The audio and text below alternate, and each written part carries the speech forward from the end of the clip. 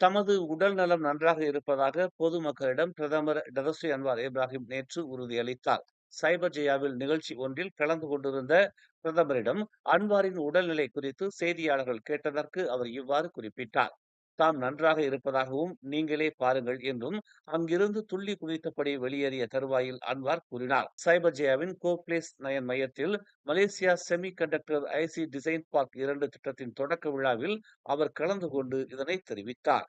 கடந்த ஞாயிற்றுக்கிழமை பகாங் மாநிலத்திற்கு பணி நிமித்த வருகை மேற்கொள்ளவிருந்த அன்வார் கடுமையான முதுகு வலி காரணமாக அந்த பயணத்தை ரத்து செய்திருந்தார். முதுகு வலி காரணமாக இயல்பாக நடக்க முடியாததால் அன்வாரை ஓய்வெடுத்துக் கொள்ளும்படி அவரின் மருத்துவர்கள் ஆலோசனை கூறியிருந்தனர்.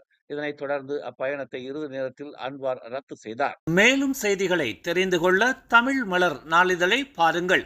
உடனுக்குடன் செய்திகளை தெரிந்து கொள்ள தமிழ் மலர் இணையதளம், தமிழ் மலர் செயலி மற்றும் மலர் டிவி யூடியூப் சேனலை வலம் வாருங்கள். எங்களோடு இணைந்திருக்க மலர் டிவியை பதிவு செய்து கொள்ளுங்கள். உறவுகள் மகிழ்ந்திட விருப்பம் மற்றும் பகிர்வு சேவையை சொடுக்கிடுங்கள்.